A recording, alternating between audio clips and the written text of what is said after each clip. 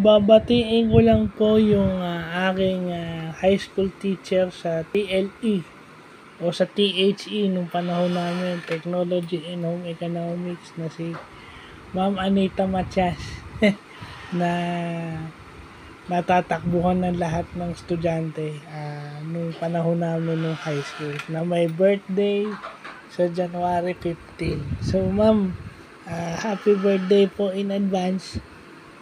Nauna na po akong bumati kasi baka makalimutan ko pa eh. Tsaka alam ko naman ho na busy kayo sa business.